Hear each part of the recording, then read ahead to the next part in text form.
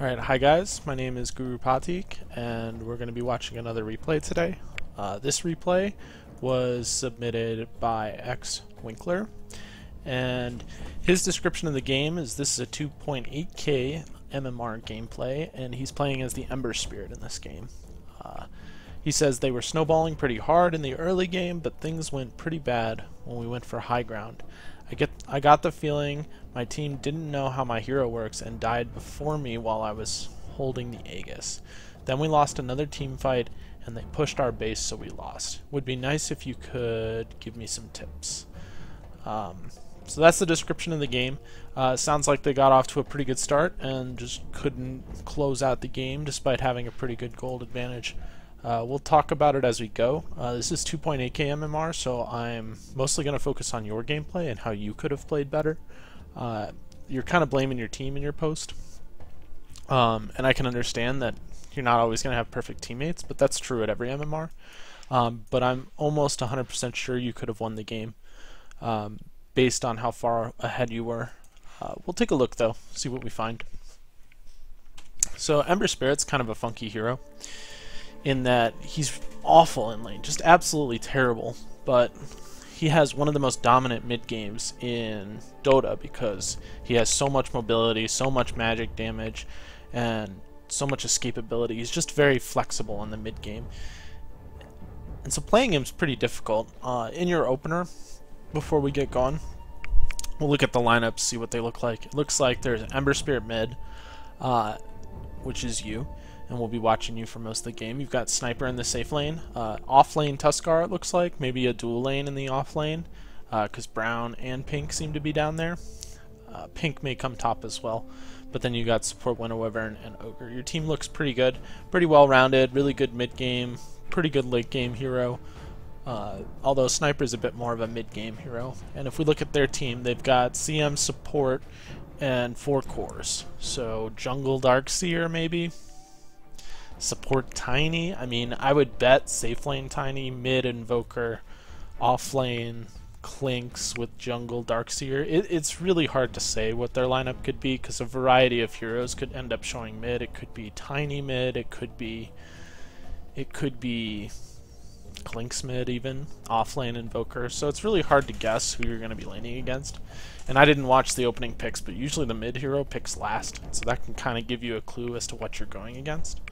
But if we look at your starting item build, you've opted for 2 pooled tangos, which is fine, and a quelling blade as well as a stout shield. I'm not a huge fan of the quelling blade, though you'll build it into a battle fury later. I would much prefer the poor man's shield, just for the damage block, because your armor is extremely low on Ember. And if you were to say get Tiny in lane, and he hits you twice, you're going to take quite a bit of damage from it without the Poor Man's Shield. Could be okay though. We'll see who you end up laning against. Poor Man's Shield's also really good against Invoker, because Invoker has really weak base damage. His base damage at level 1 is like 40.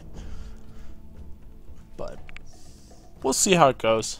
You're kind of Russian bottle, which is also okay. Sometimes what you'll see Ember Spirits do is they'll go the Stout Shield and save the gold, and then if they get a lane where they want the Poor Man's Shield, they'll actually just ferry it out to them immediately when they see who they're laning against. So that's another option as well. You don't have to commit to your item builds before the horn starts, because nobody's using the courier at 0 seconds.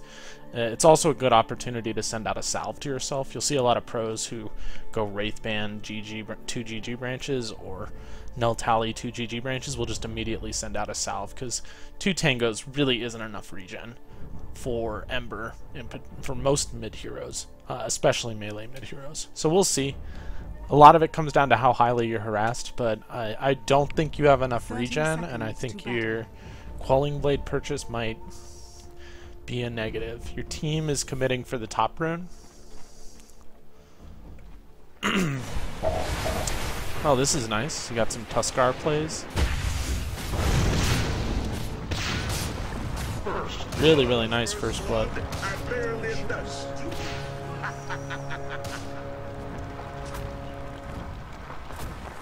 The battle begins. Team gets you the rune. Although it looks like Sniper was trying to take it too. And this is what I mean by not having enough regen. Like right now, I'd just ferry out a salve.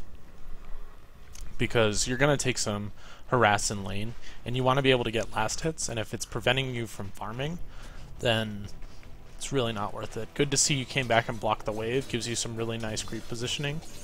Really important is Ember. So it looks like you're laning against Invoker mid, and that kill was a big deal. Because it gives you 2 free CS, essentially. Doesn't look like he's leveled up anything. You get pretty aggressive on him. Alright, I disagree with this play. Let's talk about why we disagree with this play. So first off, we'll go back, we'll watch it again. So right here, you're farming away just fine.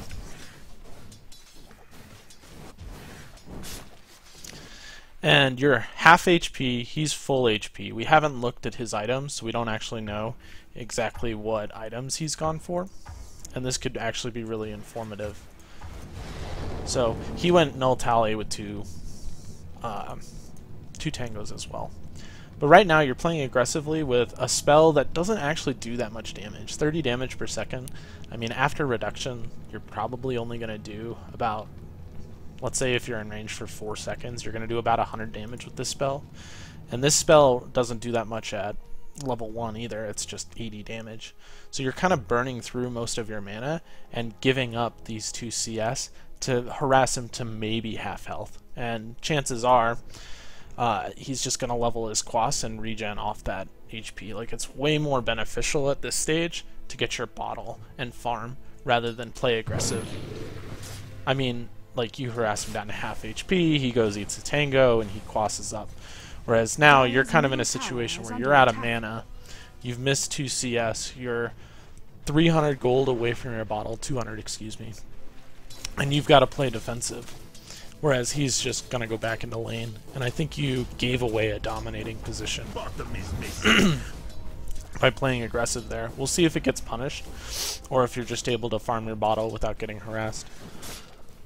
This is good splitting the wave. So using aggro mechanics can be a huge benefit when you're in a disadvantage position in the lane, and can get you farm, like in that situation. Like right there, you should have gotten right click 2 or 3 times. You honestly could have died there.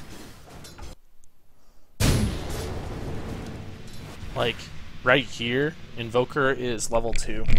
So if he starts right-clicking you right now and cold snaps you, you just die. And there's nothing you can do because you've used your spells, you've used your mana, and you probably just die. He's a bit slow to pick up, and so he doesn't end up killing you. But that was a big mistake in lane that just didn't get punished because of the bracket you play in.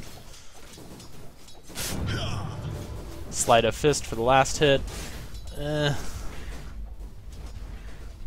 You can see how desperate you're playing though, just because you overextended earlier. Like, you've basically given up the lane because you took 2 tower shots, you took a bunch of damage, you used all your mana. Just really hurt you in lane. Have been denied.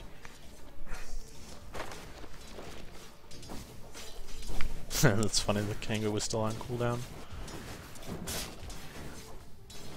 So you got your bottle. That's good.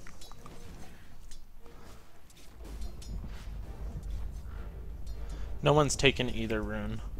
And I don't know if you've been paying attention to the movements on the map, but that's an important thing to keep in mind, is how supports are moving.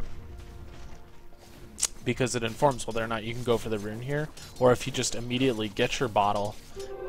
Alright, so you know Invoker has invis. So right here, because you have wards on actually both runes.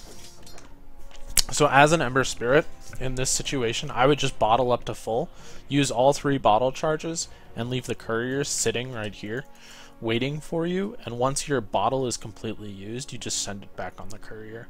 Because you're going to likely farm your boots in the time that it takes the courier to walk back to base, and then you'll put your boots on the courier, and your boots will come out with your filled up bottle, and then you'll have your bottle for the 4-minute rune.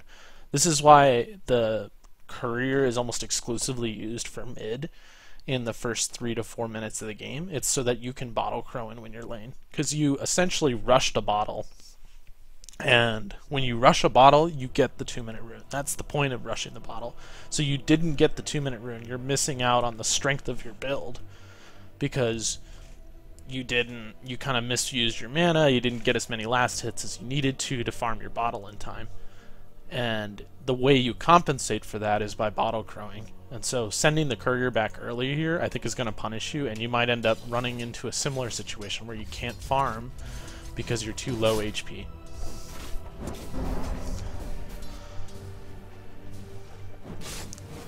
Why am I looking at this creep?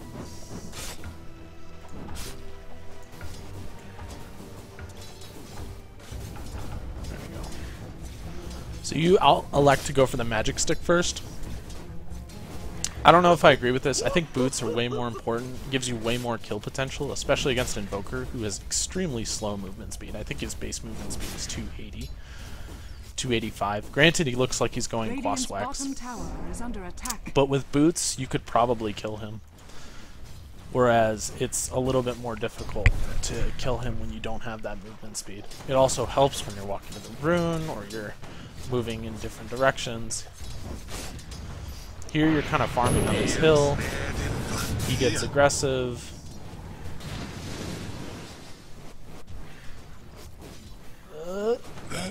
Alright, so we'll rewatch this again. Be ensnared in fire. What a silly replay. So creeps are on his ledge. This is not the time to get aggressive most of the time. Considering he's by his tower, he can walk. Basically, if he's standing right here, he can walk to here, and he's almost safe. You also have pretty even creep waves, so I guess in terms of that, it's okay to get aggressive, because when you right-click a hero, their creeps will attack you, and your creeps will attack them. So if you have, this is one of the things they talk about with pros, like if you have a double wave where you have 8 creeps here, it's better for you to just go right-click the hero, because they can't right-click you back, otherwise they'll tank 8 creeps worth of damage. And so that's even from this standpoint, so that's okay. But you really don't want to get aggressive on their hill. I'm okay with you, like right here, what you should be doing is you should be right-clicking this guy to pull the farm towards your range creep. That way you can do this thing called splitting the wave, and your creeps will go kill his range creep. And you can use your Sleight of Fist to pick up the last hit on this range creep and then farm these 3 without pressure from the Invoker. It'll also make it really hard for him to last hit because he'll be hitting creeps under tower, and his tower will be contesting him for last hits, whereas you'll have free farm out here. So I think that's the play right here, rather than sort of he's been right-clicking you, so he's signaling that he wants to play aggressive. And then you defensively use your spells. You get lucky here in that your Searing Chains actually hits the hero, but it's among 3 targets. And I think you want the lane in the mid lane to be more about skill rather than luck. So then you use your Sleight of Fist, you start to retreat, but then you think you're stronger. He tornadoes off your Flame Guard, which is a really good understanding by him, because Tornado has a purge effect, sort of similar to Diffusal, and he uses it to his advantage and kills you. I think this is just way overly aggressive. You know, as an Ember, your role in the mid lane is basically to get level 6, to get your boots, to get your bottle, and then once you hit level 6, then you play aggressive, because you can easily get kills. At this point, you're not dealing enough damage to kill him very easily unless he's out of position. And this feeding away a first blood in the mid lane, it's a big deal. I mean, his net worth is... I mean, you have similar last hits, but if you look at his net worth is now basically 300 higher than you, but the experience is almost what matters more. And if we were to look at the experience, he's level 5, you're level 5, and that's a big, big change considering he fed first blood early on in the game. You know, most deaths in the mid lane are unacceptable in a one-on-one situation. You really have to make mistakes for them to happen. Now you don't have enough gold for a TP, you know, you're just going to spend the next 45 seconds, maybe a minute, like dead, walking back to lane, At this point, I would be asking my supports if they could buy a TP for me, because look how much experience you're going to miss. You're going to miss... I mean, you've already missed 2 creeps, so that's 3 creeps. 4 creeps. Switch this to free camera. Like, you've missed almost 2 waves worth of experience because of that death. Middle tower is under attack. Like, that's so bad.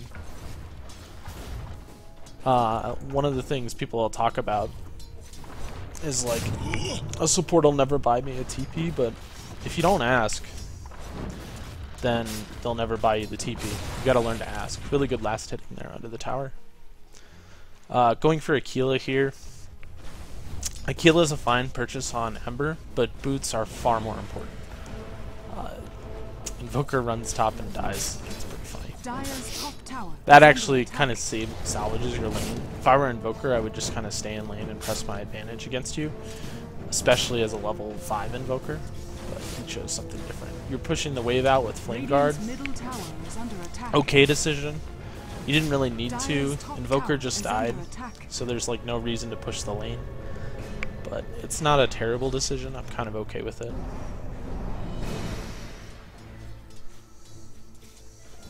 I would have much rather have seen you gone Poor Man's Shield, drop this Quelling Blade, bottle, boots, and then maybe stick afterwards, or even Bracer. Because stick's okay versus Invoker, and it'll actually work out in the mid game against Quaswex. But like right here, you're taking so much damage from his harass, where a Poor Man's Shield would offer you so much more.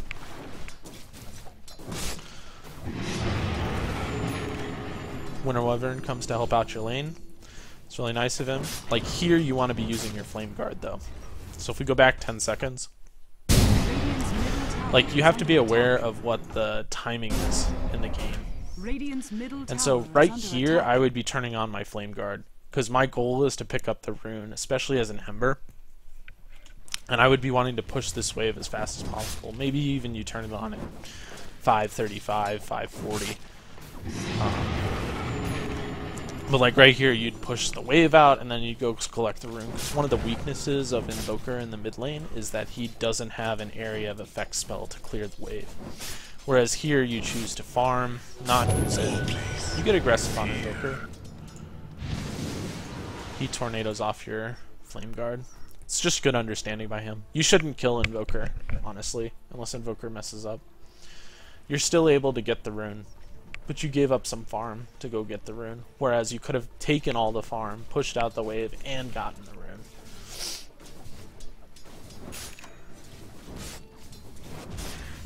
You're doing okay though.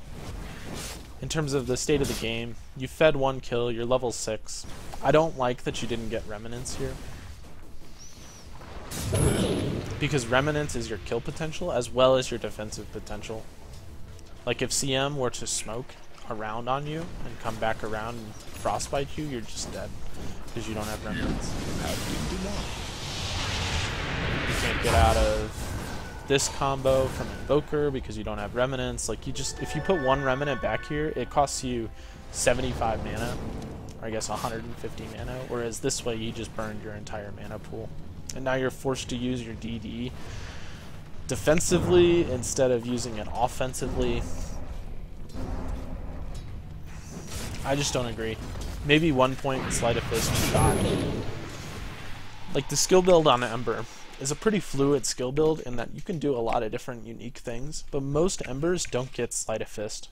You got Sleight of Fist because you mismanaged your farming in the first 2 minutes and you were short of a bottle, and so you got Sleight of Fist to try and get a last hit that you were in a dangerous position to get it. And in the mid game, it's kind of punishing you because instead of having a point in your ultimate, you've got a point in Sleight of Fist.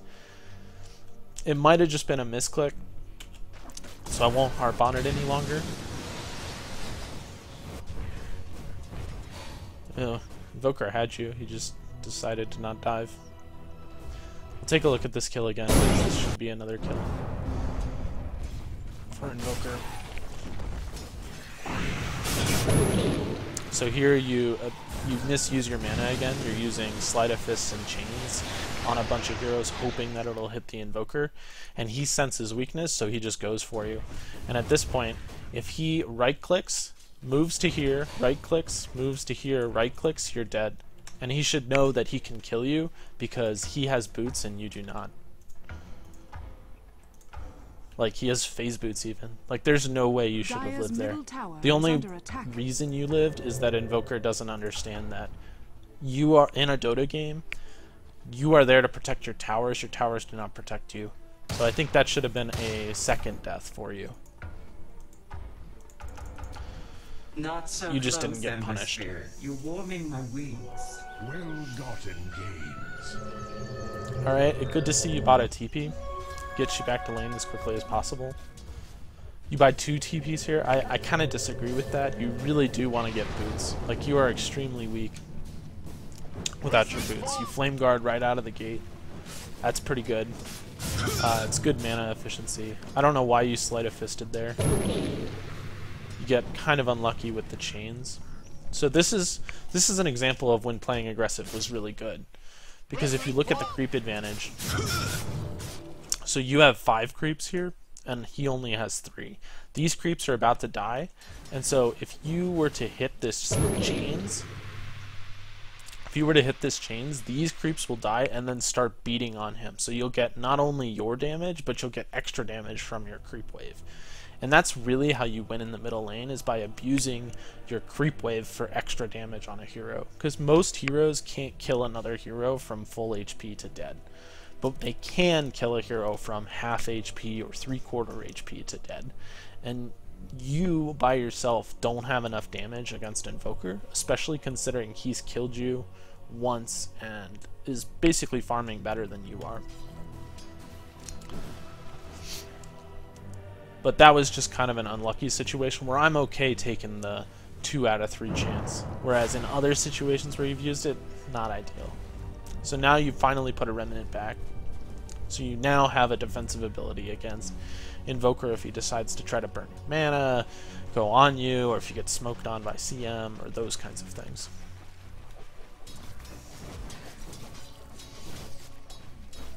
The reason why I'm talking about playing so defensively as Ember is that in most of the games I play, see here, you've got a Remnant to jump back to. You decided not to. So this is just a misplay. Like right here, you just activate Fire Red.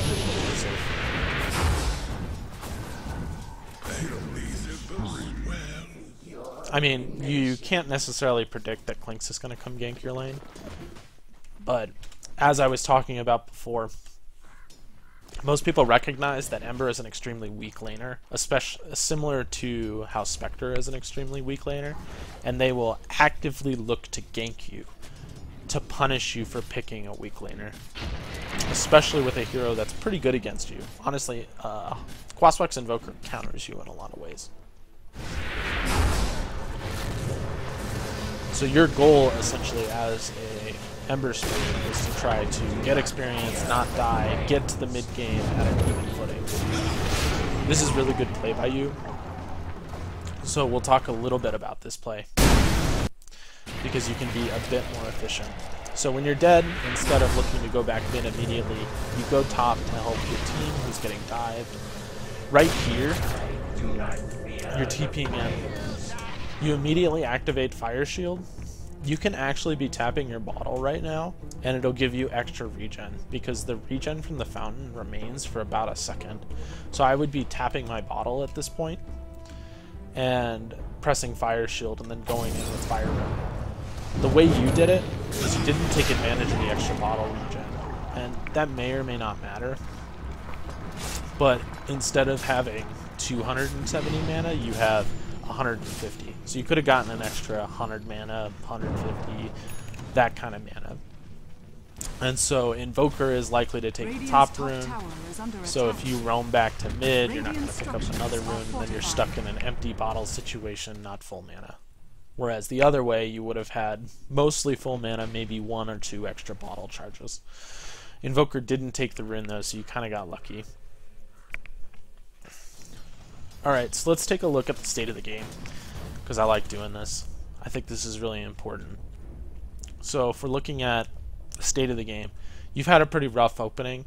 You got a nice kill up in top, and that kind of salvaged your experience. But your farm is pretty bad in that you don't have boots yet. You've got a magic stick and an Aquila. I mean, this is like 5 or 6 minute farm. That would be my goal, to have these items at 5 or 6 minutes. Granted, I would have boots instead of the magic stick, and a poor man's shield instead of the quelling blade. But you're not doing that well, and hopefully you'll turn it around with some mid-game ganks. Otherwise, on the map, it's also important to see how other heroes are doing. Clinks looks like he's got 3 kills, which is a bit scary. It means Clinks is probably going to have a little bit more farm than you're expecting. And Tiny has died, Darkseer's died, CM has died. So the rest of your team is doing extremely well. So right now, you're kind of holding your team back. Sniper's died twice, but otherwise you're the only one responsible for, or you're responsible for half the team's stats. And that's okay. Like, you're not going to play perfect every single game. You did get ganked by Clinks, but you gave up an unexcusable kill to Invoker, and didn't farm as much as you needed to. So now you're kind of in catch-up mode. In terms of how your team is planning to win the game, I think the way your team wins is you have an extremely strong mid-game. You have an extremely, you have Ember Spirit, who is arguably the best hero in the mid-game. Because of his mobility, his damage, all of his effects are really, really strong in the mid-game. And you've got Tuskar, who's also extremely strong in the mid-game. Winter Wyvern is pretty good in the mid-game, but more of a late-game geared hero. Sniper's really good in the mid-game, especially if he maxes Shrapnel. Shrapnel's extremely powerful in that stage of the game. And then in the late game, you're kind of just squishy. Like, your team deals a lot of damage, but if you get caught, or if Sniper gets caught in a bad position, they just die. So my goal for you this game, if I were playing Ember, would be to get some mid-game aggression, use that mid-game aggression to transfer that mid-game aggression into towers, objectives, and then win on the back of an extremely wide gold differential. Because it looks like Tiny, Clinks, Invoker will likely outcarry you, especially Darkseer. He's good in the late game, and so's CM. If CM gets like a Blink BKB or a Blink Glimmer Cape, that is an extreme amount of damage. And I just don't see your team competing with that, even though you have some good late game tools. Now, you can play in the late game against their team, but it's a matter of how you arrive at the late game. And the goal is to arrive at the late game where all of their towers are pushed down, you've lost maybe 1 or 2 towers, and that leaves you free to take Roche, free to do whatever you want, free to farm the map, and then you crush them under a 15k, 20k gold net worth advantage. And you'll see pros do that quite a lot. But in this game, your team is the one that needs to play more aggressive. So you go back to mid after picking up your haste. If I were you, I would be looking to gank other lanes, especially with that haste. But maybe now's not the time. Although there seems to be a lot of fighting top. Like, you could honestly just haste and run top. You choose to use the haste though and run for Tiny behind the tower. I didn't see that. I'll have to go back and see where you saw that. This is a good kill. This is a really good kill.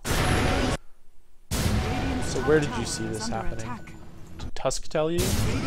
So Tiny walks through the rune here at 1040. This is good map awareness by you. I don't know if Tusk was pointing the way, but Tusk seemed to be walking that direction, so he seemed to have a pretty good idea of what was going on. I don't know whose idea this was. This was good. You see 4 heroes top on your minimap, and you see Tiny by himself walking mid. And as an Ember Spirit, that's a free kill. Really nicely played. So now you finally got your boots at 11 minutes. And that kill kind of pulls you back into the game. So really good play by... Yeah, and then we got some taunting. And then some Russian. Really good play by you and Tusk. Like, that was a 100% safe kill, especially because of what you could see in the top lane. And it looks like your team was even winning the top lane. Sniper died, but a couple other heroes died. I don't know. Maybe it's kind of a mixed bag there.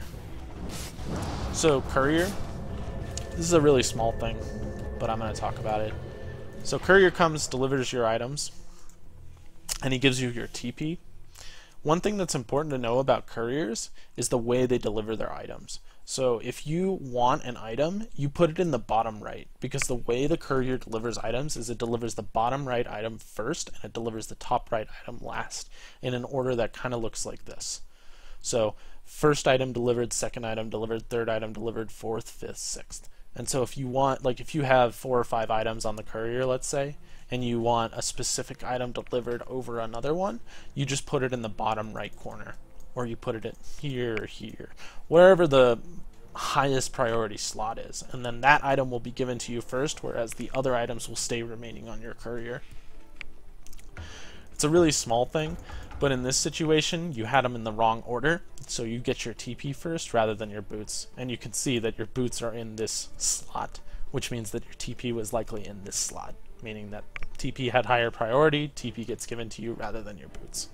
Like at this point, I would just be dropping the Quelling Blade back onto the courier and taking my boots as well as the TP. This is part of the reason why I don't like the Quelling Blade purchase early on, is that as an Ember, you tend to build a lot of these little items because your laning stage is so weak. You really want to facilitate, or you really want to support your early game with a lot of early game items so that you don't get crushed in lane. And this Quelling Blade just takes up a slot. This could be boots, this could be, you know, poor man's shield, and then your item set looks really, really good. You know, you're not wasting any space on the courier, you've got bottle, you've got scroll of town portal, and then your next item that you work to, whether it be boots of travel, which is extremely greedy, or drums, which is pretty standard. You know, your drums could replace your stout shield. Some people don't go drums because they went Ring of Aquila. It really kind of depends, but as it is right now, you've got too many items, not enough slots. And I think a lot of that comes to buying this Quelling Blade before you need it. Alright, we'll keep watching. So this is good. You see a big fight top, and you TP. This is what I'm looking for out of an Ember. You're looking to get involved. Unfortunately, you don't have boots, you can't continue to chase. You remnant back to mid. That's an okay decision. I think you're just dead. No, you remnant out. So that's really scary. Like if Tiny just combos you here, you just die.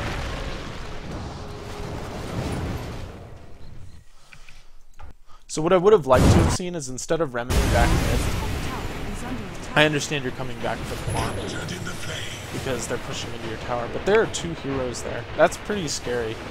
I would much rather see you walk down this way and farm this stack, or even like walk around and try to pick off the CM. Like this is a really slow hero, and I don't know if she has a TP or not, but if she doesn't, she's dead. Pretty much, she's in a terrible position, and you just kind of give up on that and go back because all you're seeing are the creeps here, and you're not seeing the CM. Like Winter Wyvern sees her, Tuskar does not, and it looks like green is Sniper who bobbed back to try and kill the CM. So like I think this is your priority rather than the creeps in the mid lane, especially because you're half mana, you're 3/4 HP. You might just flat out die going into 2 heroes to try and salvage some farm mid. I'm being pretty critical of you, but Ember is one of those heroes that this is your time to shine. The 12 to 20 minute mark is when you want to be dominating the game as Ember, and if you can't do that, then a lot of times you'll just lose, or hopefully your team will carry you. But like 13-minute boots is just not acceptable. Like boots are one of the most important items in the game. I mean, it helps your remnants, it helps your movement speed, it helps your farm speed, it helps you pick up runes faster, it helps you be in the right place more easily. See, now you're in a situation where it's like Quelling Blade, Stout Shield, Quelling Blade, Stout Shield. So I would keep the Stout Shield here rather than the Quelling Blade. You really don't need help last hitting anymore. You've got 90 base damage. Your biggest concern is dying more than it is getting kills.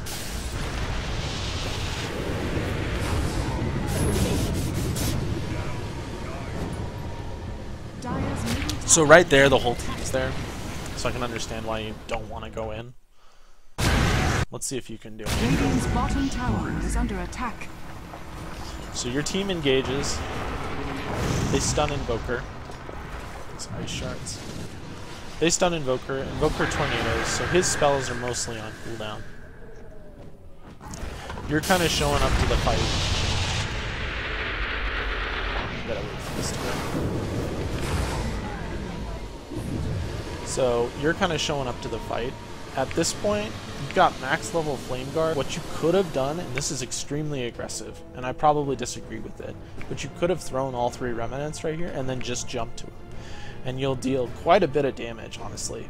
You'll deal 300 damage, and then you'll have your Flame Guard, and you can use your Searing Chains, and that's an extremely aggressive play, and it might pan out, but it might not. It kind of depends on if you get the RNG to hit. I'm okay with you playing defensive here, especially with CM using her ulti. But I think you had a lot of space to be extremely aggressive there. Like if you had... Let's switch this to... We'll watch this one more time.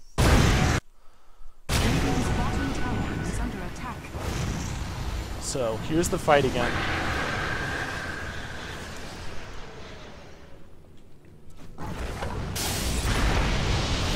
I guess your Flame Guard is on cooldown. That was the issue. So maybe you don't want to be aggressive here. But one of the ways you can be aggressive here, and you can like ensure that your Searing Chains hits, is by walking past them. So if you walked and positioned yourself right here, or you threw all 3 Remnants to here, you could essentially move these 2 melee creeps out of the range for your Searing Chains. And then instead of being a 3 out of 6 chance, it becomes a 3 out of 4 chance. Maybe you're in range for this guy too, so maybe it's a 4 out of 5 chance. With your Flame Guard on cooldown though, I can understand why you're not. I thought your Flame Guard was just depleted by the magic is under damage. attack. When did you use that Flame Guard? Yeah, you must have just misclicked it. You also could have just TP'd. Like right now when your team goes, like if you just TP, then you're there 2 seconds earlier. These 2 die before these 2 supports get up. Like I think this was an opportunity for you to essentially wipe their team. And I think you just made a couple of misplays, and so it didn't allow you to go in. We'll see how the fight continues though. So Tusk goes in, kills CM. Really good use of Searing Chains right there. And then you back. So we'll watch this again, because I think this is an extremely good use of Searing Chains. So what you do is you walk forward, and you're kind of in between 2 heroes and a bunch of creeps, and you walk to the right to Searing Chains to guarantee that it hits these 2 targets. That is really good Ember play. Another Remnant down. Dire's middle tower is under attack.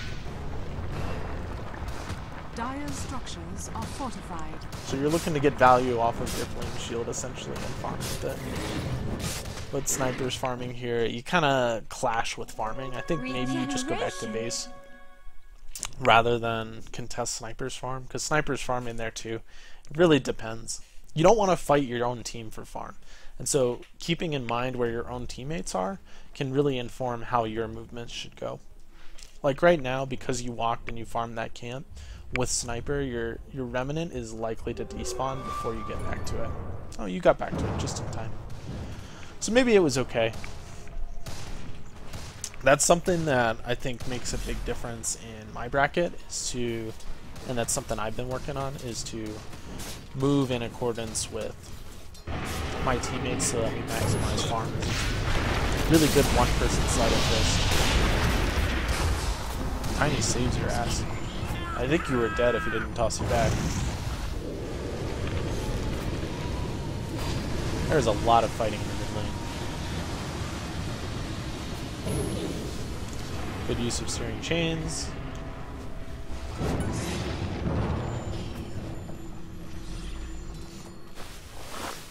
Another Remnant back. So that entire fight you didn't have a Remnant back.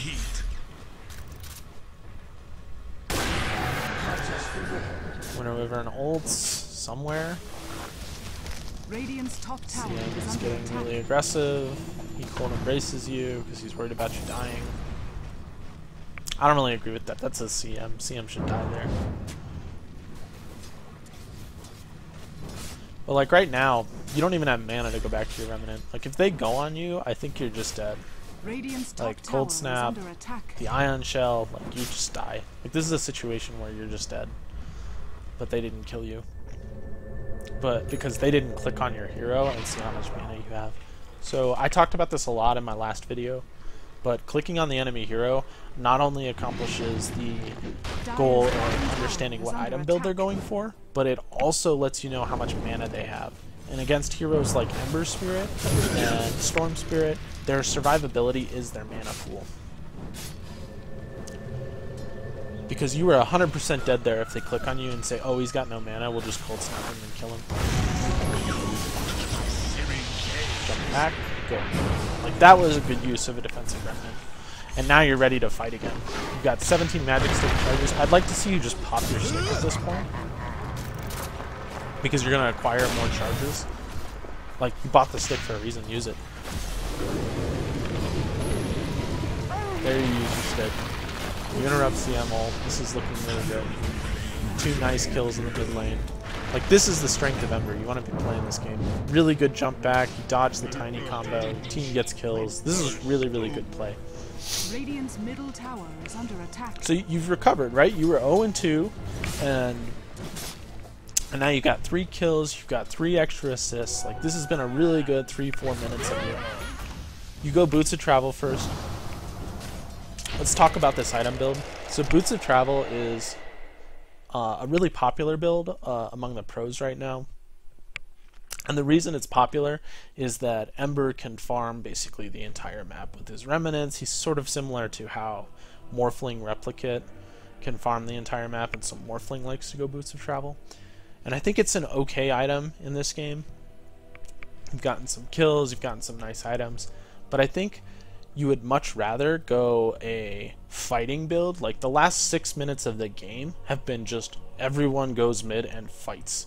And if you want to play that kind of game, especially as an Ember, like, you want to be at those fights. You go an item that helps you to fight in team fights. Like, if you buy these Boots of Travel and you start split pushing for the next 5 to 6 minutes, then I think that was a smart purchase of the Boots of Travel. But if you're just going to fight, I think you want to buy fighting items, and Drums is the fighting item on Ember because it gives him stats, it gives him movement speed, it gives him a little bit of extra mana. It's just a really good all-around item. But I'm okay with Boots of Travel. It just kind of depends on how your next 6 minutes go. But judging by the state of the game, they're likely to want to fight a lot. And I think Drums would benefit you a lot in that situation. I also think you should drop this and carry your Portman Shield around still. There you use a TP to go back to base, fill up your mana. Like, you could have waited, dropped a Remnant. I guess you already had one, so never mind. Got lucky on the Sleight of Fist there.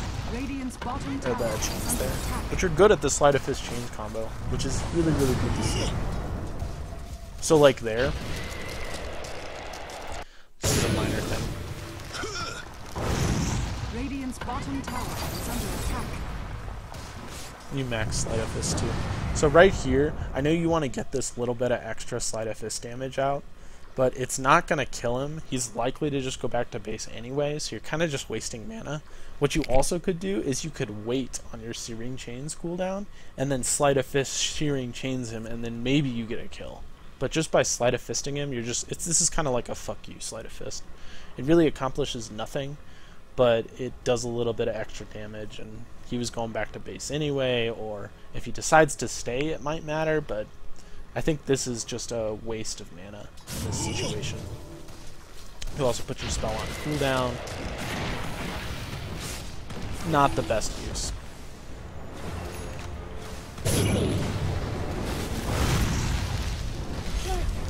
feel a thing. So he comes back. He still doesn't die. Now he's probably retreating.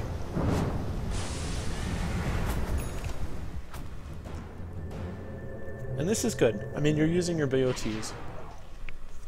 So, like, this is one of the advantages of BOTs. You drop a remnant, you go back to base, you heal up to full, then you come back. So, in this instance, BOTs are a better item, but you also had TP scrolls. You can do that with TP scrolls now, especially because TP scrolls are cheaper. It's a bit easier. Kind of a fuck you, sleight of fist again.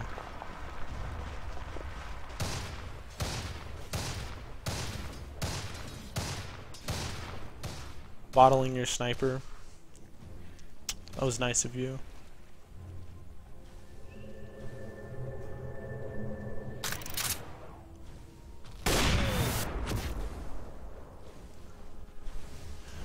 Here you're just kind of sitting mid.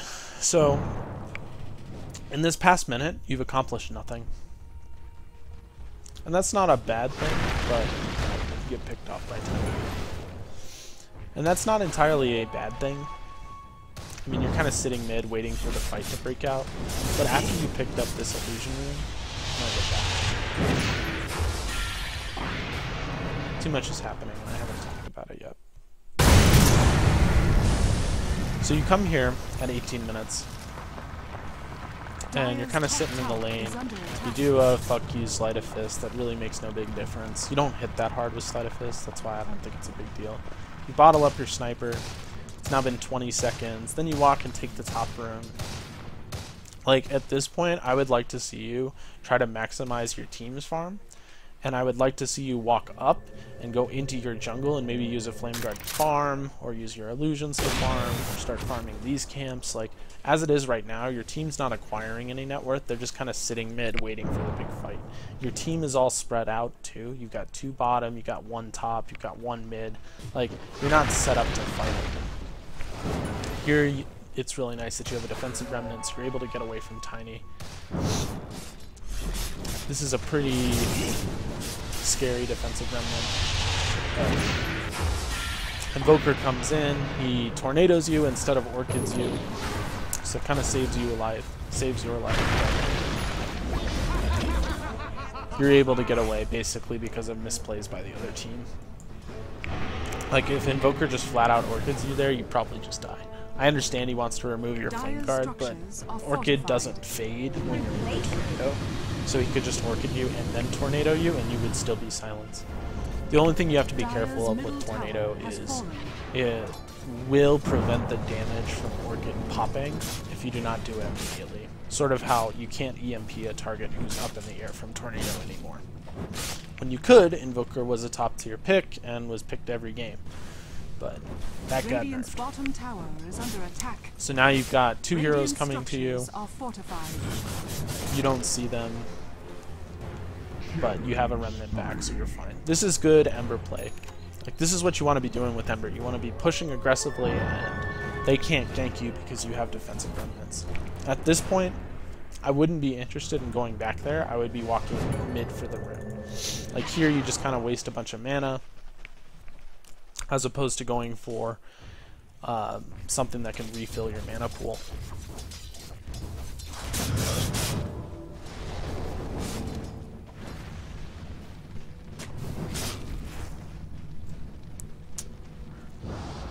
You're doing okay though.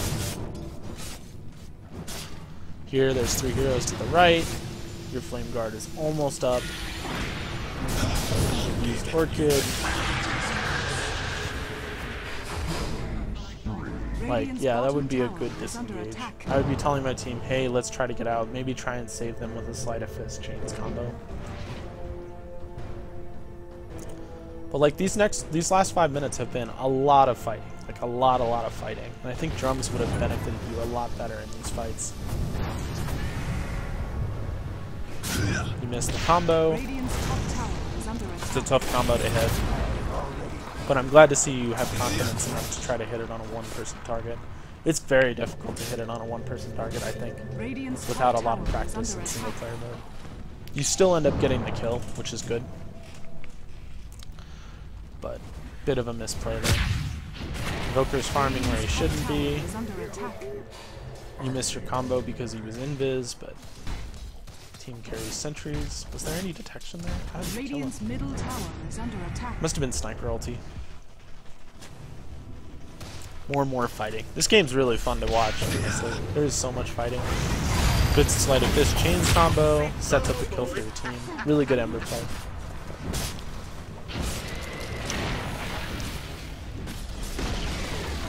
Radiant's bottom tower has fallen.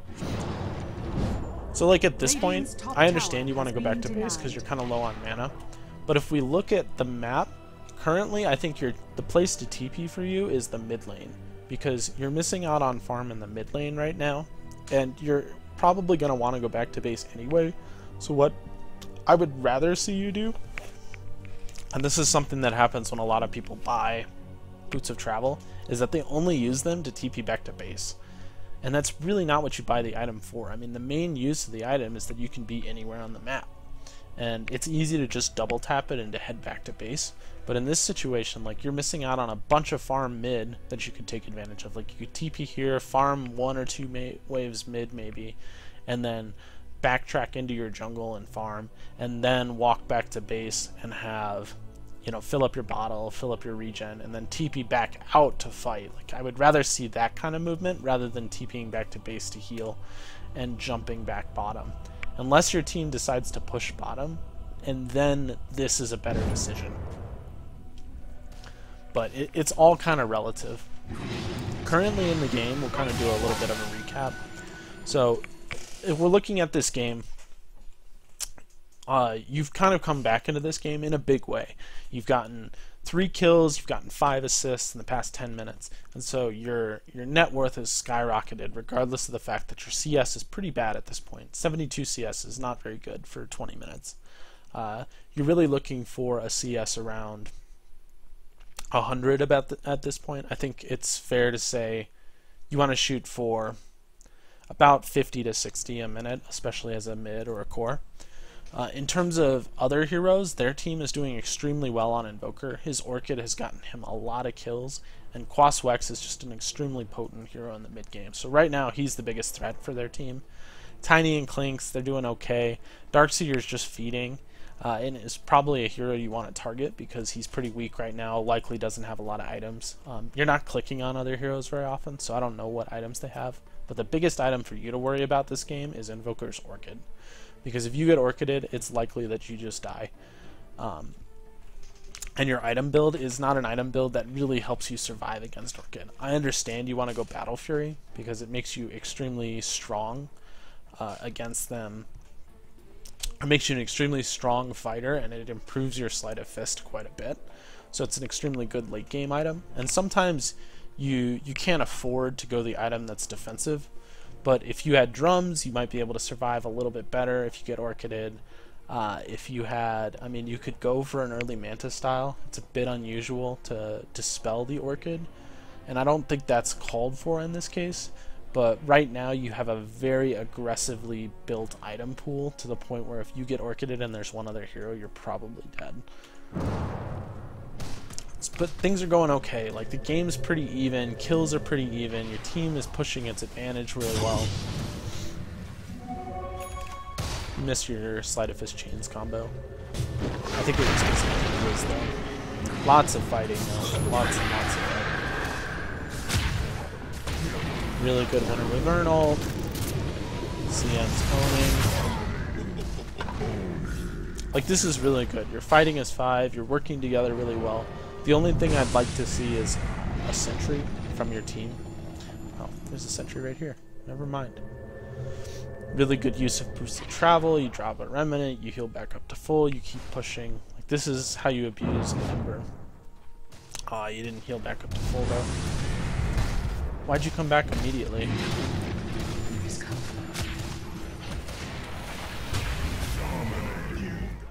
Tusk is playing really well. So you kind of wasted your opportunity to heal to full. But I like that you're just 5-manning and fighting.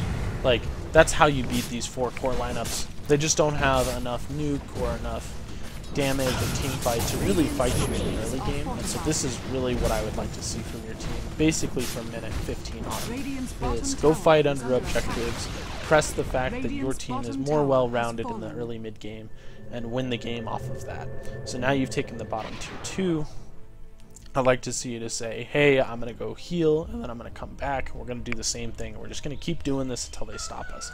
Let's go mid, let's go top, let's take out all these towers, let's take Roche, let's take objectives, that kind of thing. Middle tower is under attack. Like, your team's kind of on board with that, right? They just took the bottom tier 2, they're going to take Roche. They're under wards, and you don't really have an easy way to get to them. But you are an Ember Spirit, so it makes it... You can get there in 10 seconds with impulsive travel, because this tier 2 is up. So this is good. Here you choose to farm the jungle, rather than farming out the wave. I think that's a mistake. You also use your Flame Guard, so now if you chose to come fight, you would be much weaker. Your team is kind of getting rolled. You TP to the mid lane. Oh, you TP'd bottom? Okay. I was looking at the wrong color. Chained in searing heat.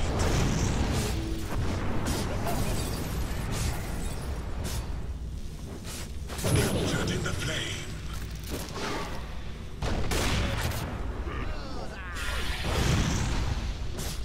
Yeah, you don't really care. Your place is here. Alright, so this is really good. You got a bunch of kills, but I think you showed up late. And I think because of that, your team ended up dying, and that cost Sniper back. So bad.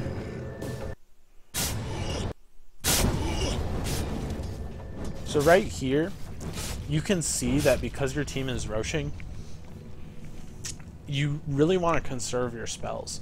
And using your Flame Guard to push out the wave, this is just bad timing. Especially because your team is taking Roche, the other team is likely to contest, and if the other team contests, you want to be there, and you want to be there at full strength. And what happens is because you use your Flame Guard to farm creeps, because it's easier to farm creeps, you don't have your main offensive tool, offensive and defensive tool, when the fighting breaks out. And so what it forces you to do is basically wait on the cooldown of this spell before you're able to engage. You can see 4 heroes here. I'd like to see you pushing this wave. It's good that you TP'd bottom, but like you could be TPing right now to help your team. And you're not watching anything that's happening, you don't know what's going on. You're 4 or 5 seconds late, and then when you do arrive, you can't use your Flame Guard. Like, instead of walking around here, I'd like to see you just, when you TP into this tower, you Flame Remnant over the cliff and you jump to that Flame Remnant. Like, you don't have to use Flame Remnants in a defensive fashion or an offensive fashion. You can use them simply for the movement. And that would have gotten you to the fight 3 or 4 seconds earlier. And if you had been there 3 or 4 seconds earlier, from the Remnants, as well as TPing a couple of seconds earlier, you're there 8 to 9 seconds earlier. And that means you are in this fight. You've probably already killed these 2 heroes, rather than just getting there now. It's still nice that you clean up, and it's good that you showed up. But by showing up late, Sniper bought back, your team expends a few more resources, a couple more heroes died that didn't need to, and you're kind of feeding away a bit of an advantage. You get Orchided here.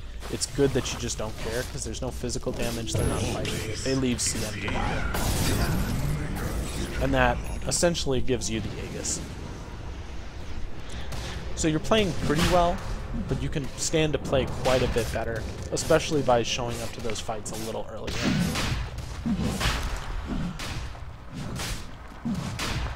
So here, you don't really want to be tanking Roche. You don't really have good base armor. I would just be using Searing Chains and letting Sniper do the work. Or you can ask your Winter Wyvern to hold and brace you. Tusk is picking off another hero, buying more space for you for Roche, so that's good by him. You pick up the Aegis, finish your Battle Fury. This is an extremely strong item set from you now, because you have really good farming potential, you have good survivability because of the Aegis, and you've got really high movement and things.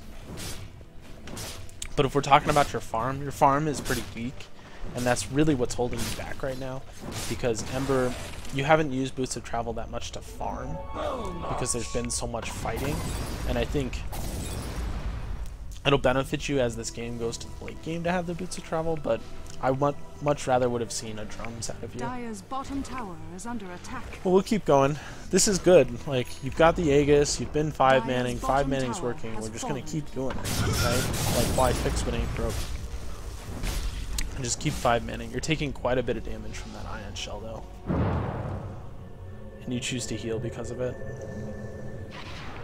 That's okay. It's an okay heal. Not opposed to that. I mean, you didn't need to do this. If you would have just not taken the damage from Ion Shell, you wouldn't have had to heal. But maybe you wanted the full bottle charges. So I'm okay with that. Sleight of Fist for farm. That's okay there. Sleight of Fist is on such a low cooldown. You've got pretty good regen to where you can basically spam it now. You missed the combo. Not a huge deal. Might have been a killing anyway. No, it's not available for this fight. Is under attack. Good jump out.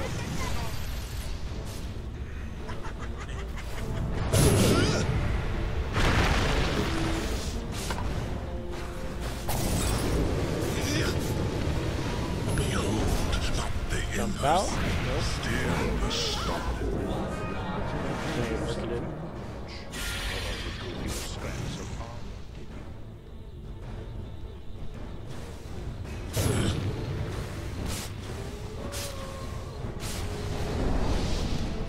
Okay, so you missed a kill here on Invoker.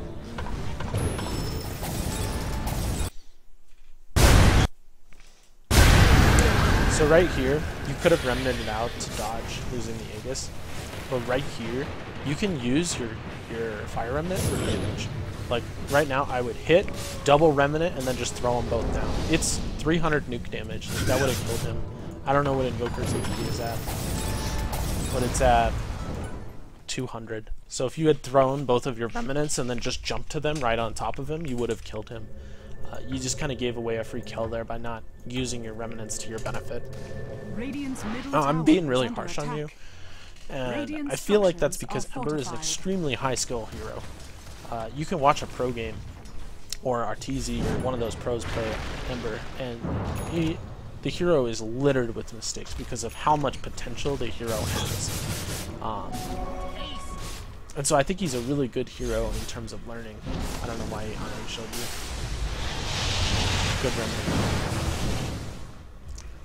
That's also a, like, why doesn't he just click you or Orchid you or that kind of thing.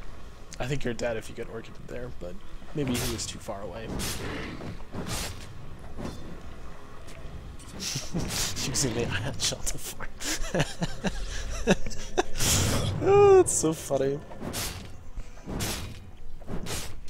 So one of the strengths of Battle Fury on Ember is that you want to use it to farm Ancients. You're going a pretty offensive build, going the crit now. I'd like to see Mantis Style, just because Orchid pretty much shuts you down extremely hard. And Mantis Style is kind of that nice mix between offensive and defensive. We'll see if you're able to rely on your team to keep you alive. That's kind of what you're saying. My team will keep me alive, so I don't have to buy the defensive item, and I can just go more offensive. But if you were split pushing a bit more, I'd like to see the Mantis Style, honestly. You missed the combo, he gets away because of it. Minor mistake. Not a big one, though. Ooh, you got a lucky chance. Again, you back out. Your defensive remnants are really far away, and so you end up spending a lot of time walking to and from the fights. I'd like to see you, as you walk up, place your remnants a little bit closer, maybe over the cliff. But this is good. This is how your team wins. You just 5-man, you work together, you put down sentries, and you punish their greed. Radiant's middle tower has fallen. You know, your team's kind of backing. Radiant's middle I don't know tower is why, under like, they're attack. all dead. This is a really big mistake. their whole team is dead. So there's absolutely nothing they can do to stop you from pushing. Like, I don't know what Sniper's HP is at, but he's up buying items. Like, who needs this? Like, he could have gotten a good 300 or 400 damage in on the tower. Like, you're here hitting the tower, going pretty low on HP, and that's fine. Because,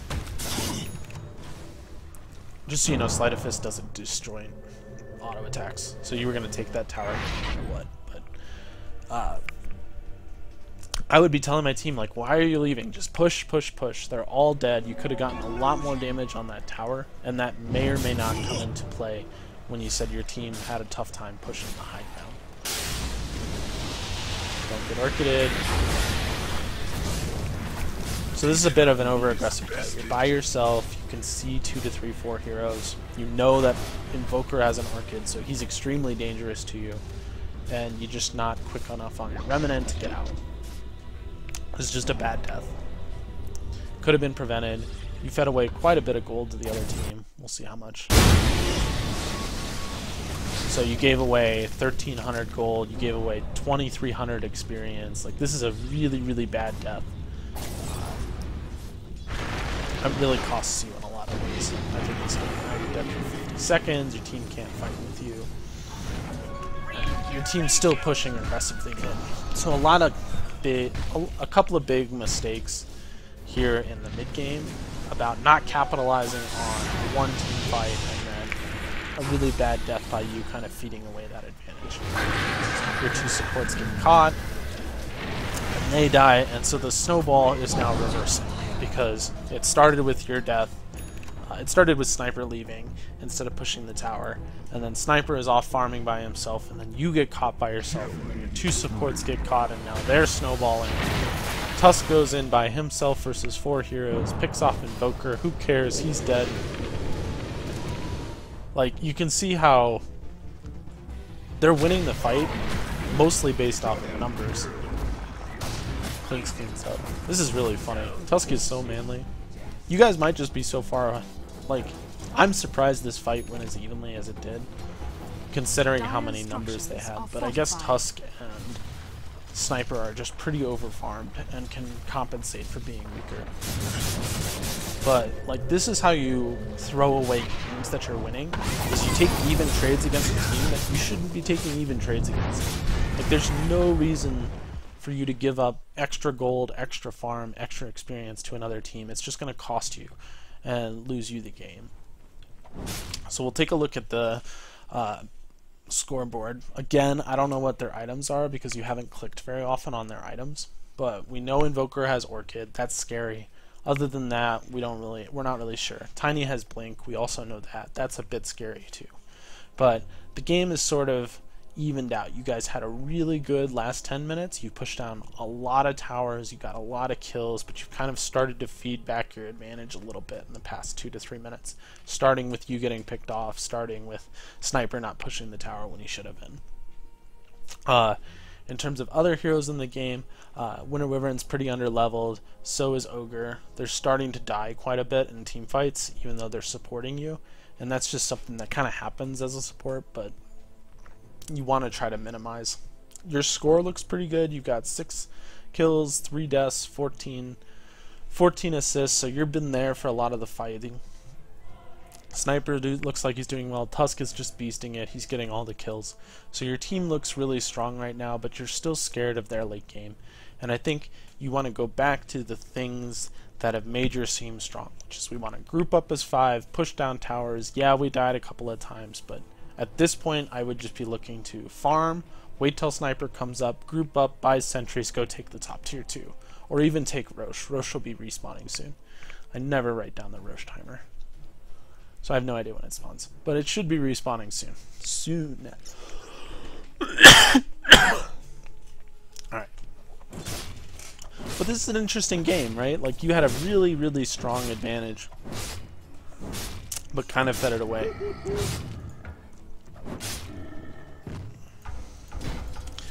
I'm okay that you just fought those Ancients. You should be using Sleight of Fist basically on cooldown against them, but that's fine. Like, that's the strength of the Battle Fury build. You TP to a creep that dies, kind of sucks. Small mistakes, small mistakes. They can make a big difference though.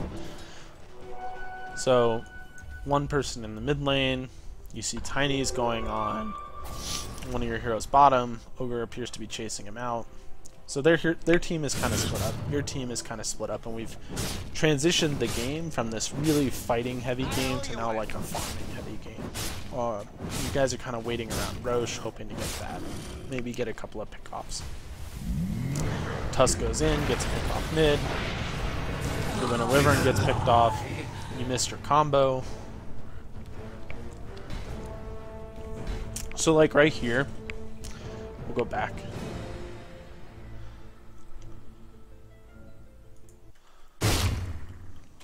So this is understanding spell cooldowns and in team fights and understanding when you're stronger and when you're weaker.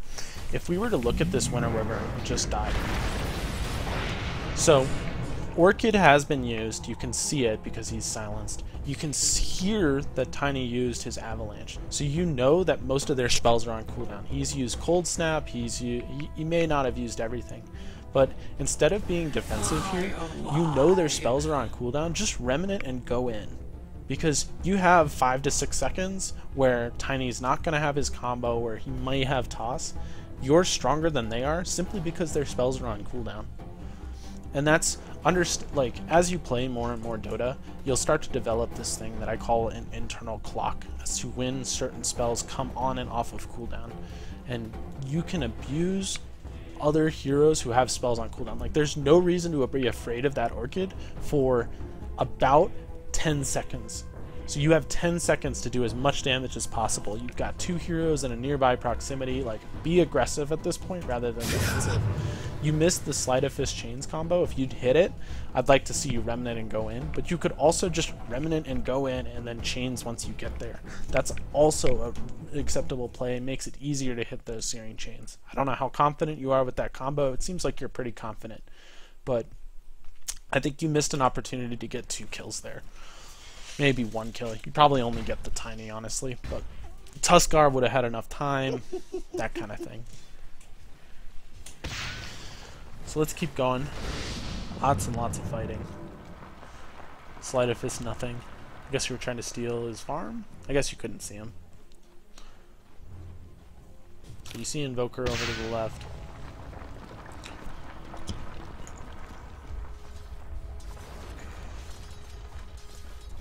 Like right now you're just looking for fights and not looking for objectives. And this is the, you know, when you're all in the mid lane fighting and fighting and fighting, it makes sense because you're fighting under an objective. You're fighting under the tier 1s. Once the tier 1s are dead, that's kind of put down a Remnant, defend the split push, your team engages bottom.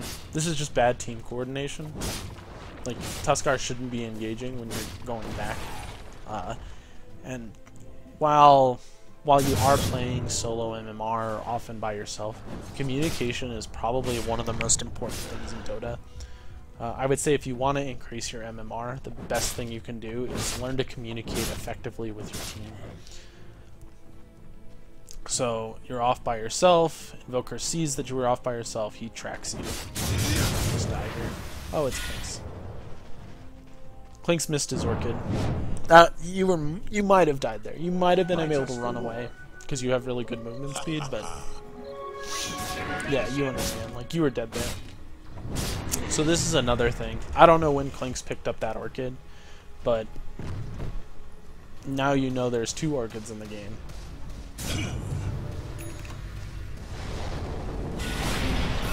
This is your combo. It's okay though. Bails you out. Alright, again, this is kind of a misuse of Sleight of Fist. So, right here, Sleight of Fist has a bit of a shorter cooldown than Searing Chains. You use Sleight of Fist for a little bit of extra damage, even though Sniper is going to kill him there. But I would like to see you wait on the Sleight of Fist until your Chains is up again. Dire's middle tower is under attack. But now there's 2 Orchids in the game, and so I definitely think you buy an anti-Orchid item. And Lincoln's is okay. The only problem with Lincoln's is there are other spells to break it. I guess it's only CM's Frostbite and Invoker's Cold Snap. Toss? I don't know. Is Toss blocked by Lincoln's? I don't think so. So I guess there's only 2 spells to block Linken's. Linken's is okay. I think Manta Style is a bit more offensive. It also gives you movement speed, which is not irrelevant.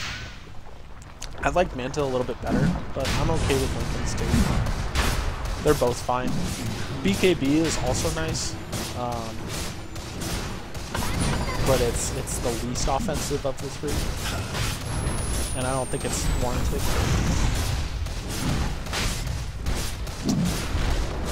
Yeah, Linken's it. So this is a decision I actually disagree with. Like, I understand you're doing quite a lot of damage, and you're an extremely aggressive hero, but you're approaching the point where you're about to push the base. And you're a really bad hero when it comes to hitting the base. But Sniper, on the other hand, is an extremely good hero when it comes to hitting the base. And so if you put Sniper up front with an Aegis, then they have to go on a Sniper who's hitting their towers and plinking away at their towers. You want to put the enemy in a situation where they have no good solution, right? Like, let's go in on this Sniper who has an Aegis, who's killing our towers, so that Ember can just counter-engage, use all of his Sleight of Fist. They've got Winter Wyvern, and they'll just roll us in a team fight. Or we can do nothing and watch Sniper kill our towers. So I think in this situation, I would have much rather seen the Aegis on Sniper rather than you. Even though you're a little bit more, you may do more team fight damage, that kind of thing. Just based on how your team should push the enemy tower's base. Because a lot of it comes down to nukes. Like, the only nukes they have to clear waves are Avalanche, Toss from Tiny, and CM's Nova. That's pretty much it.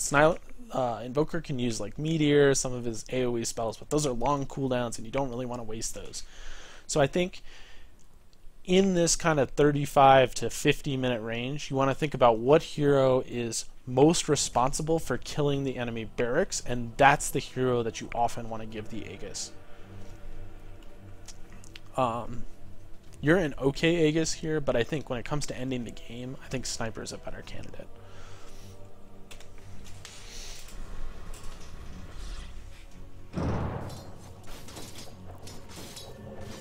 Okay, so you're split pushing again, you've got Aegis, so you don't have to be as scared. Like, this is kind of how I would have liked to have seen you play the hero a lot, is as the split push defender, and then you just come back to your team, and your team's just 5-manning and pushing together all game. And I think that would have been an extremely difficult way, or an extremely difficult game for the other team to beat you. It's a little greedy, you don't know where they are, but it's okay. I'd like to see you jump back to your remnant though. Okay, you did. Now you're with your team again, you've got Aegis, let's take the bottom racks. So when you're taking the racks, top tower is under attack. This happens a lot when I play with my 2-point AK friend, is that when people are taking raxes, they assume they have to kill the enemy hero to take the rax, and that's not entirely true.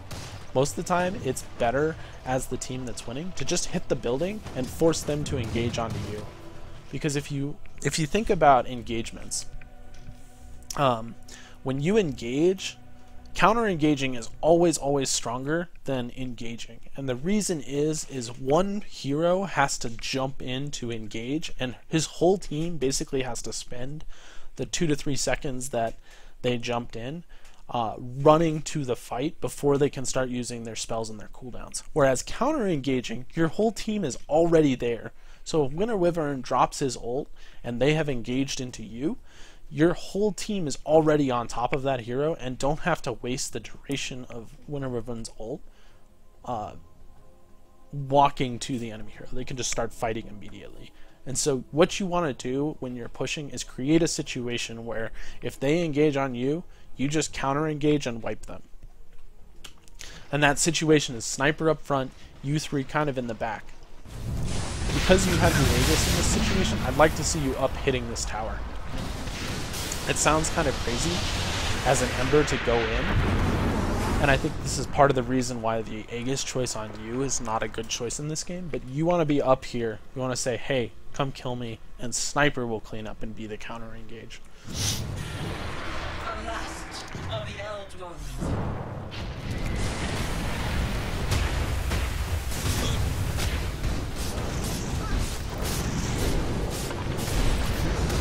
kill off the Darkseer. Okay, right there, there's no reason to Remnant out. Yeah, you kind of left your sniper for dead there. So like right there, that's not understanding that you have the Aegis and you want to use the Aegis. Like if you stay in and tank that damage instead of Sniper, Sniper lives and you just use your Aegis and respawn and you're full health again. You can just continue fighting. And now you're by yourself. Granted, Invoker is dead. Clinks is up, so his Orchid's still scary. But you're pushing by yourself. And Clinks catches you with his Orchid. And you kind of waste your Aegis. Bit scary. I don't think I would have gone back, especially with Clinks having his Orchid. Clinks made a really nice play there and kind of caught you in a bad position, but he may have seen you put down your Remnant and then just waited at your Remnant and asked Tiny to get you to jump there. Some misplays by you, wasted the Aegis, didn't give it to the proper hero, and now you kind of have to wait another 8 to 10 minutes for the next Aegis to come up to safely push the racks. If you don't wait, then it's a little bit more dangerous to push, and you're kind of pushing in again, even though you've failed once. And if you fail again, you're likely feeding away the game. So now it's like 8 to 10 minutes of farming and ganking. And if they really screw up, they lose, or if you really screw up, you lose. Catch Tiny here. This is good. I like to see that you're running around with your teammates as well. You start to see Invoker in the top lane. Got a defensive spirit up. But you can see like how everyone's kind of spread out right now. And that's not how your team was winning the game. Your team was winning the game as 5, pushing towers, fighting under objectives. Not diving for kills, but fighting under objectives and taking the objectives. Keep going though. Overall though, you played pretty well. Kind of pause it and take a look at the game. Kills have been pretty even actually for the past 10 minutes. You guys were up about 10 kills about 10 minutes ago, and now it's still about 10 kills. So other heroes are recovering. There's 2 Orchids that are extremely scary for you right now. Your team, Ogre and Winter, are playing pretty well, I think, especially for supports. They seem to have sentries. They seem to know what's going on. They're always with the team, wanting to fight. Your Sniper's a bit off on his own. Tuskar is owning, getting a bunch of kills. But overall, like, you still look good to win this game. You just have to set up the right pushing scenario. And the right pushing scenario is Sniper up front, you in the back, Winter over here. You're all spread out so you can't get vacuum walled. You've got a defensive Remnant, then you've got Tusk kind of sitting in the middle here, and Ogre maybe sitting up front, right? Kind of so he protects you from getting flanked. And that's kind of like the 5-star push that you'd like to see. Sniper's your tower damage, Ogre protects him, you're right here, and Tusk and Winter Wyvern are kind of out of the way too. And you're all close enough to help each other, but you're all far enough away that you won't get AoE'd down by a Tornado Meatball, Deafening Blast, or Tornado EMP Vacuum Wall combo. And I think that's the way you win. Put an Aegis on the most frontline guy and win the game. Like at this point, you're pushing by yourself. There's no sniper. There's 2 Orchids. It's extremely scary. I think you're just dead. Oh, they didn't use the combo. Like Darkseer, that was a really good save, honestly, by the Winter Wyvern, because Darkseer can vacuum the instant that you drop from the tornado and catch you that way. So Winter Wyvern kind of wastes his ult to save you.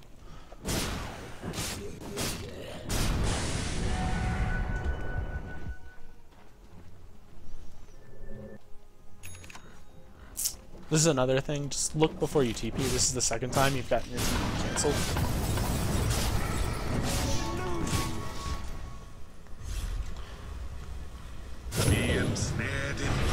Another thing you can do is I'll talk about this before this fight happens, but you can click sort of to the right of the wave, and you'll always TP to the furthest back unit, which is usually the ranged unit, and that unit doesn't always die. You can count how many units there are, so like right now there's 2,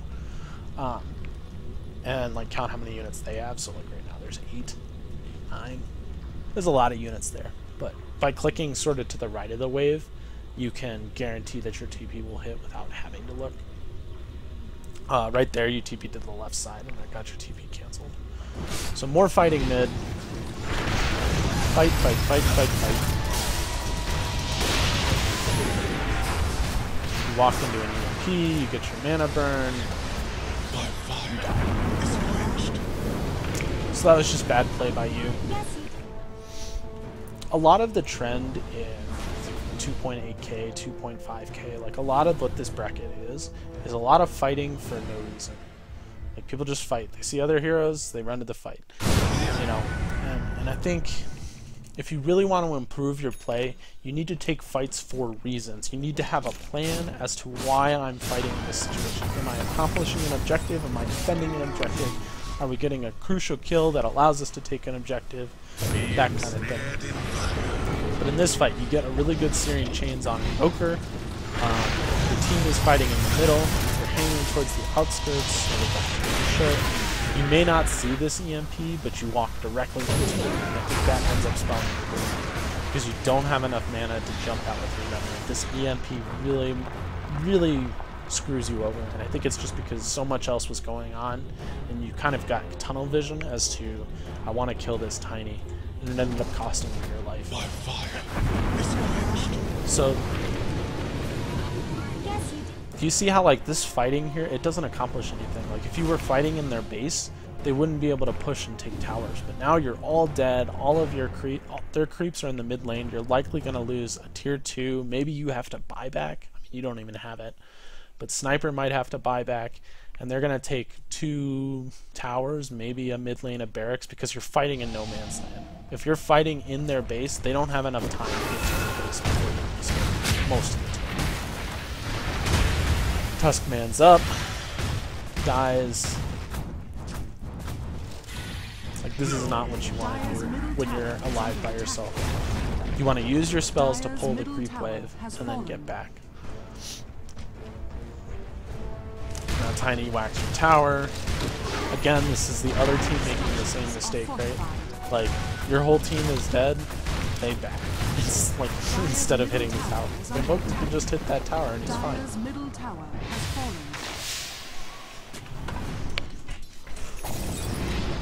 The easiest way to improve your MMR, in my opinion, is to improve your mid-game decision making and to just always ask, like, why are we fighting here? How do we push the high ground? What's most effective for our team to win? Like, if you're constantly asking those questions and you're making good decisions about when to fight, your MMR will skyrocket. Because this bracket, people just fight to fight. And what happens is eventually you're going to be in a position where your team loses the fight just because they had bad positioning or they got their right combo of spells off. And what that means is that the game becomes very throwy, where you have a big advantage, then you just keep fighting for no reason, and then eventually they win a fight, and so then the advantage gets thrown back, and then they start winning fights, and then it just kind of continues in this vicious cycle of fighting. And the team that wins is the team that wins that one big fight at 60 minutes when everyone's dead for so long that the other team pushes a mid barracks off of that. And that almost happened last time with that mid push, like that mid fight here. But it ended up not, because they just hadn't put out enough aggression on your tier 2 tower yet. So fight for a reason. It's the biggest thing. I'm not trying to harp on it. I am harping on it a bit. I'll chill out. Chill.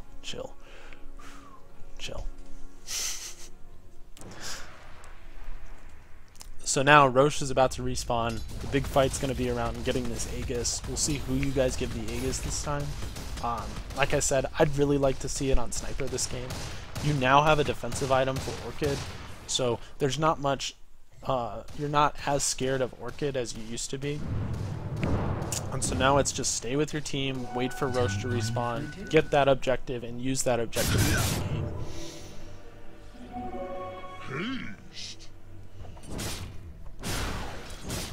Yeah, this is going to be a bunch of farming. We'll see who gets picked off.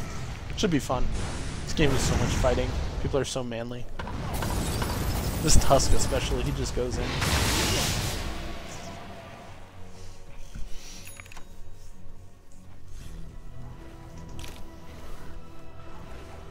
More farming, staying with your team, waiting for Roche. This is fine. It's kind of dull at this point, or some people think it's kind of dull, but I really like this part of the game because it shows good understanding of how you're supposed to win the game. With this Lincoln's pickup, I'd like to see you split pushing a bit more, especially because you're protected against one of the Orchids. Granted, if you get caught by 2 or 3 heroes, you won't. You'll still die, but I think you can kind of hedge your bets in that they're all spread out. The other option at this stage of the game is to just go for a surprise smoke. Now, when you're smoking, what you want to do when you're smoking, it looks like your team's gathered up too soon, is you want to push out the waves before you smoke. And the reason for that is if you have a wave, let's say Radiance pushing into the base right here, and you're not defending it, it's a dead giveaway to the other team that you're smoking. Because why would they not be defending creeps in an extremely safe place? You see this guy top. I don't know why you continue to walk bottom. Oh, smoking to Roche. Oh, it respawned. You guys got lucky. But this was an okay time to smoke. It's a little bit obvious because your creeps are pretty close. The other team kind of gets it there, but so it ends up working out. Yeah, Sniper gets the Aegis. This is good. This is what should have happened about 12 to 13 minutes ago when you had a stronger advantage. But it's okay that you're doing it now. I like to see that you're doing it now. So you've got the Aegis, you're defending the split push, and then you're coming back to rendezvous with your team to push the base. This is set up in an extremely strong, favorable situation for you guys to the point where I think you're favored to win the game at this point. But it's so throwy, it goes back and forth, like they're stronger, you're stronger, they're stronger. And it's just because people fight for no reason.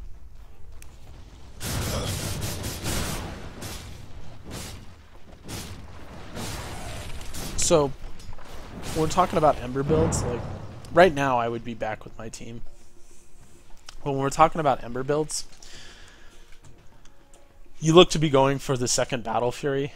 The only reason to really get a second Battle Fury is to counter illusion heroes. One Battle Fury is usually all you want, unless they have Naga, a PL, these kind of illusion-based heroes where the Battle Fury gets extremely good value in the fighting. But Battle Fury is mostly a farming item on Ember. It's okay in teamfights, but at this point I'd like to see you go for an item that either gives you more survivability, if you don't think that your Lincoln's is going to help you more, or an item that offers you just flat out more damage. MKB would be something I would be looking towards, because it just offers quite a bit of damage. I don't know if any of them are building evasion, but if any of them were to, MKB would be a really good item at this stage. The other items to go for is just a second Daedalus. It increases the proc chance on your crit, and that's a really beneficial thing because the crits are really what make Ember Sleight of Fist strong. Other items, Deso's okay. I mean, Rapier at this point, that's really YOLO. You probably don't want to go for that. I think MKB is the item I would be looking towards going. Let's see if we can switch this to free camera, and I'll look at the shot. See what else looks Radiant's good. courier has been killed. Other items I would be looking towards, you could go Butterfly. It's a bit more defensive. AC kind of helps your team. It would help you push a bit. Scotty offers some nice utility in that it slows heroes, and that could be relevant. Sniper already has a Scotty though, so maybe you don't want to stack that. Molnir's okay. I really think it's MKB. MKB or AC would be the items I would be looking at. Not a second Battle Fury. Because you're really not going to get that much value off of the cleave. and you don't need any more regen, especially because you've got a Battle Fury and a Linken's. So I think that's like a small mistake. Most important thing though is buyback. You want buyback at this stage, especially as Ember, because you can immediately rejoin fights with Boots of Travel, Radiant's with top tower Remnants, is with under those kinds of attack. things. So you're pushing aggressively by yourself, you Remnant Radiant's away. top tower has fallen. Like, I'd rather see you with your team right Radiant now. structures are fortified. But defending split push is okay too. Like, do you really care about this tier 2 right now? My answer would be no. You would rather care about, like, you can trade this tier 2 and it's not a big deal and push their base. Like, who cares if Klinks is off by himself? That means he's not going to contest. Force this guy back rather than defend him. And now you've kind of left your team out to dry and they're fighting without you. Whereas they're fighting without Klinks. But you are way more of a... You are a way better... you have way more impact in team fights than Klinks does. And that's why Klinks is split pushing. Like, he's trying to get you or Sniper away from pushing his towers. And he is effectively doing that right now because you're not appropriately evaluating the importance of this situation. Right now, your team is taking towers without you. Like, just TP in and help them. TP to a creep, waste your TP again. Like, it's just TP to this back wave. You just want to make sure your TP hits. They see that you can't join the fight, they go in, they kill your team, Sniper wastes his Aegis. Like, you're just not there. You know, these past 3 or 4 minutes, you're just not understanding how you win the game, right? Whereas you're falling prey to Klinks' way of winning the game, which is to split you guys up and to take 5v4 fights and beat you. Because they're not stronger than you. You are the stronger team. But if you fight at a man disadvantage, especially and waste the Aegis like that, like you're gonna end up losing because of it. Now people have died, Sniper's gonna be forced to buy back to the base, you're split pushing, which is fine. And you finally rejoin your team.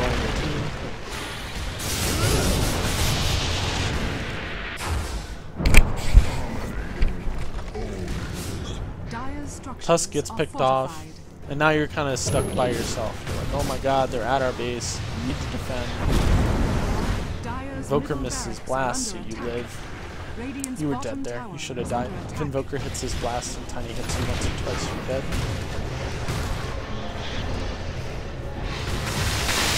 Winter Wyvern goes in, trying to desperately save the base.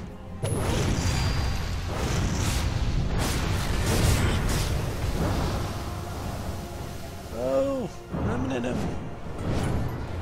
Sleight of fist him? Oh, you guessed the wrong direction. Just so much fighting for no reason.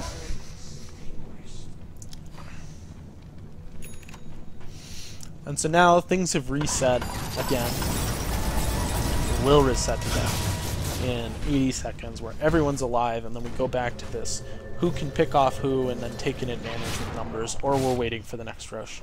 And it's mostly because you had 2 really good opportunities to end the game this game. The first one being when you had Aegis on you, the second one being when you had Aegis on Sniper, and you weren't able to put together those pushes because you weren't, for the first one, you weren't positioned properly to use your Aegis, and for the second one, you weren't with your team when you needed to be, when they were sieging the base. And I think those 2 big faults in a game will often lose you the game, though you can still win at this point. Invoker might have been able to kill you there if he cold snapped first. It's pretty hard. He doesn't have enough lockdown. You probably just walk away from him. And you're deciding to go for the Rapier. Maybe another crit. I like the second crit. I think that's good. Like I said, I think this should be an MKB or a second crit. Or an AC. AC is better at pushing. It's a bit of a weird item on Ember. But I don't play Ember a lot. I play him some. And I tend to build weird items on him because I haven't played him enough to optimize the item builds, but I definitely think this Battle Fury is not as good as So now we're finally grouped up, but we don't have the Aegis. We've decided, hey, we're stronger than them, we're just gonna push. You walk in, really nice plays by this Invoker. Invoker just destroyed that fight. You buy back to win the fight. Outside of fisting. Do so much damage. They buy back. Man, that was a good fight. That Invoker, that was such a huge fight from Invoker. Alright, so let's talk about this fight. We'll go back. This is 54. We're going to go back 40 seconds. So you're doing what Ember should do right now, which is you stay towards the edge of the fight. This was a mistake. So you made a mistake by walking from here to here. In the late game, Ember's not a hero that goes in, especially with your build, because you're not built to fight in the center of the fight. You're built to stay toward the edges, spam your Sleight of Fist, and your first death is entirely your fault, just from poor positioning. Right? Invoker's not even using his spells on you, he's using them on Ogre, but you just got in the way and your death is basically from collateral damage from Invoker. Now, Invoker hit an amazing combo, and I think it's the big reason why he won, but you never should have been here in the first place and never should have died to it. Then they hit a vacuum into another deafening blast, team gets wiped, you say, hey, this is the time to fight. I'm okay with this buyback because you can instantly join, but your death never should have happened in the first place. And now, again, it's stay towards the outskirts, Sleight of Fist. You almost wiped their team with one Sleight of Fist. So if you had just been hanging out toward the outside, rather than like going in with your hero, you would have been much, much better off. Because your hero is not built to be defensive. Your hero is built to be offensive. So you allow the other heroes to sit up in the front like Ogre did. Ogre was like in a pretty good position, honestly, because he's a support, he's tanky, he ran in and he ate a bunch of spells and they blew everything on Ogre. Like, that is really good support play by him, but you unfortunately were in the wrong position. The buyback really hurts because now you're in a position where you're down for 120 seconds, and I see this being 1, if not 2 lanes of racks for them. You can still win, but it's a little bit iffy because Sniper requires his team to protect him, and your team is dead, so he can't really defend easily. Right, like he's just gonna die. Game is lost because Sniper didn't wait for his team to protect him. Right, just let this barracks go.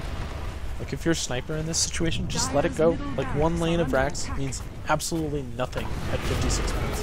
Like, Ember can clear a Mega Creep wave in 1 Sleight of Fist, so, like, who cares if you've lost 1 lane of racks? What matters is that your hero is alive and your hero can contribute, because dying there just loses you the game, whereas they probably would have lost 1 or 2 lanes, but still had a shot if he just stayed alive. Now the other team picks off the supports who can't do anything without their cores, and the game is lost.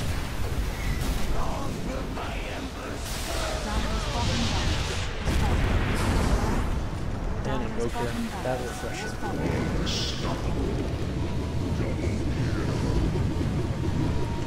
So I think this is going to conclude this replay analysis. Overall, I think you played okay this game. I think you made a lot of mistakes in the laning phase, and you weren't punished because Invoker didn't play properly against you.